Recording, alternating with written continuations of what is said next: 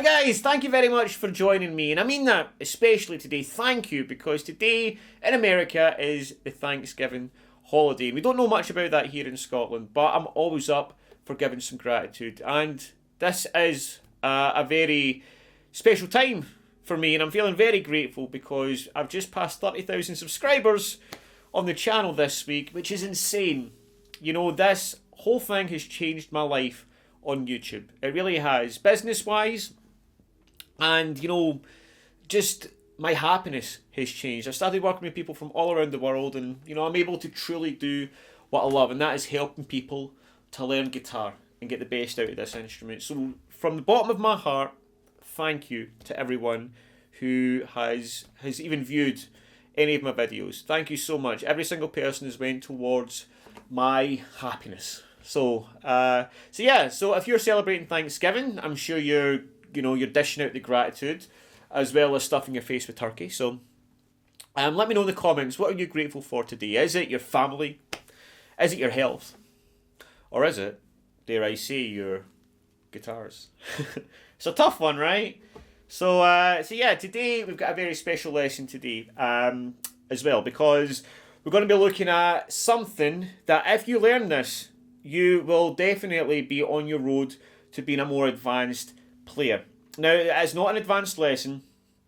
I'm going to teach a really important concept, which is triads. And I'm going to show you how you can use that to navigate the fretboard. And of course, we're going to have a really fun progression to play. So this is for students who are sick of just being up this end of the guitar playing your open chords. I want to finally be able to progress around the fretboard with more chord knowledge, being able to pick out little licks up and down here. And after you take this lesson in, you're going to be able to do that. So I hope you enjoy this one. Before I move on, obviously it's Black Friday tomorrow. And I've got a couple of crackers in there, right? And I want to make sure everybody, if you want to take any of my courses, if you want to do anything with me, then you can get absolutely everything for $97. It's never going to be that price again. You get all my courses, you take part in my community, which has got weekly live calls. My courses range from blues, caged, theory, lead guitar, everything. And the annual price is $97, right? And it's like well over $1,500 worth of stuff. So if you fancy that, links in the description. I'll expire tomorrow. Anyways, on with the lesson. So when people talk about triads, I remember when I was first learning guitar, I understood what a triad was, right? It is the three notes that make up a chord, a major chord or a minor chord. But what do you do with that, and why is it so important? Well, again, it helps you navigate the fretboard, and once you can see the triads everywhere and you see the associated scales with those triads, you're able to play chords and licks everywhere. Alright, so we're going to start today by taking an A chord, A for apple, for those who don't understand my accent, a D for dog, might as well, and an E for egg, okay? And we're going to play these chords in a few different ways up the fretboard in a cool chord progression. And if you stick around to the end, you'll see how we're going to fill all that in with some nice groovy licks as well. Okay, so we're going to start with the standard A chord. You know, that is a triad in itself, and we can play the open A with that. Now, instead of playing a D like this, we're actually going to take our fingers and do this. And we're going to play the E with the same shape. Alright? Pretty cool, right? Rather than we have. Now, like any chord, it takes a little bit of time to build up the muscle memory so your fingers move there freely. But let's start, right? We've got the A chord, and then all we need to do is we need to bar that A chord with the index finger. We take our middle finger to B on the 3rd fret, and our third finger to D on the 4th fret, right? And that is a little triad, right? A smaller inversion of the larger C-shaped D chord. But we don't need to get into that, right? Just learn that shape. A, D, and even if you learn that, you get lots of cool rhythm stuff you can do.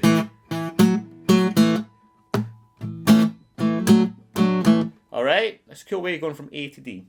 So, once you've got that in, if you take that shape and slide it up to the 4th, 5th and 6th fret, you've got an E chord. Again, a smaller inversion of the bigger C-shaped E chord.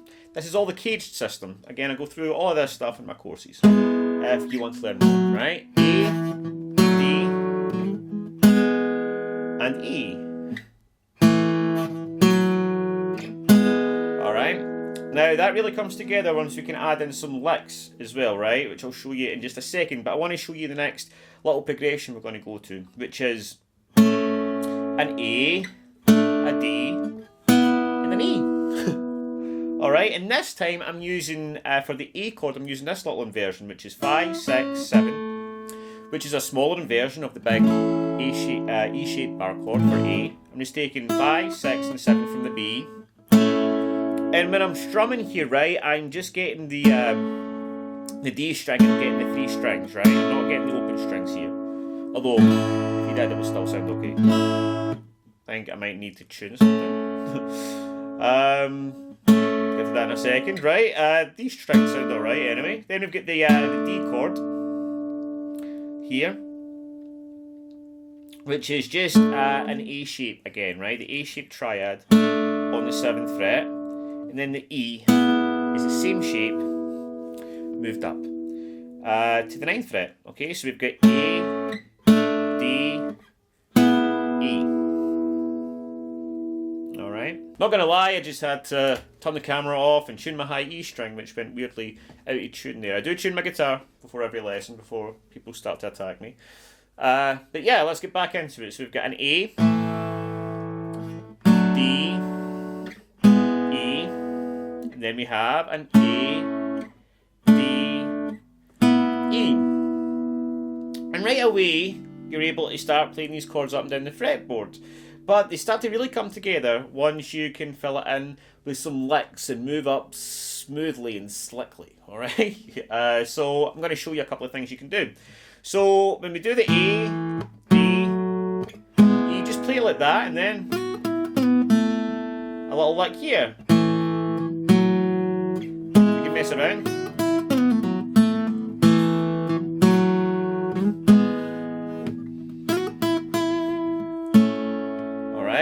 So what I'm doing here, and the theory behind it, right? When you've got this A shape, right? You've got shape 1 of the pentatonic scale. You've also got the extension, alright, on 5, 7, 5, 7, 5, slide back in to home bass. Again, not going to go too deep into that, right? But that is what I'm doing.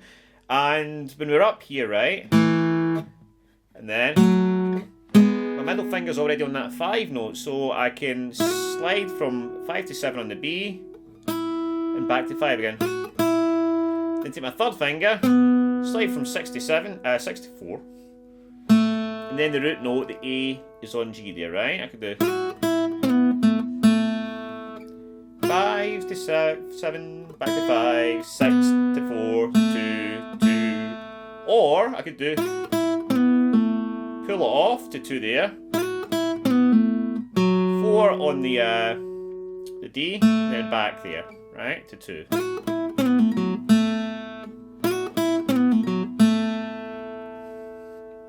Alright, I've not really planned too much of this, but if you want tab for it, let me know, and I'll try and do something for you, right? Okay, so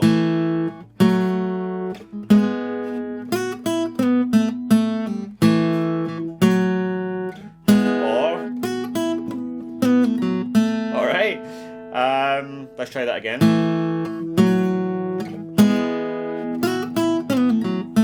There we go.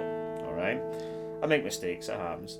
And then to get to the next section, what I'm going to do is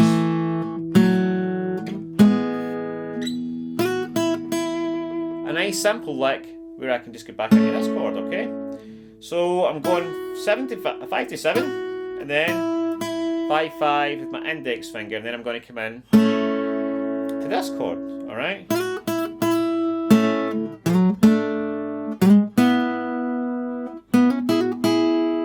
then this little Hendrix lick.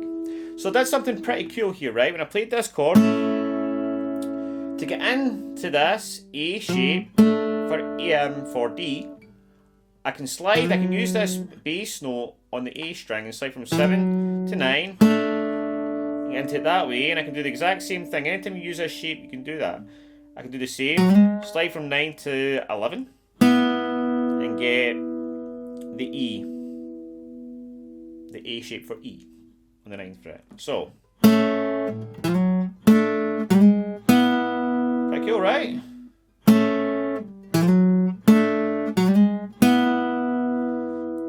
Okay, and once you do that, again, you've got shape 1 of the pentatonic scale here. Every time you move the shape, you move the same scale as well. I can do this little Hendrix kind of thing, right, where I'm hammering on from 9 to 11 on the D, and then again 9, and I'm just keeping in that A shape, 9 to 11 on the G, and also getting the B, so it's a little double stop. Alright, so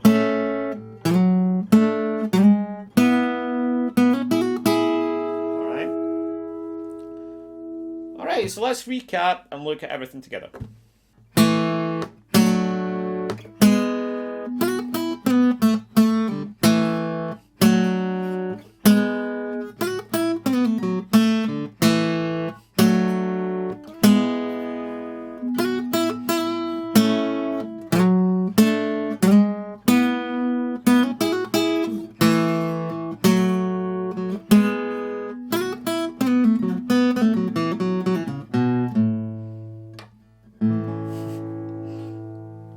And that's it, guys, alright? So, yeah, again, this is a great exercise and technique to implement all of those triads in scales round about that. Again, if you want to learn more about that stuff, that is how the fretboard unlocks. Chord by chord, scale by scale, and little musical pieces like that is how it will all open up for you.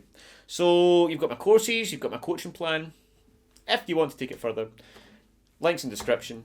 Otherwise, thank you for being here. Happy Thanksgiving, and I'll see you soon in the next lesson.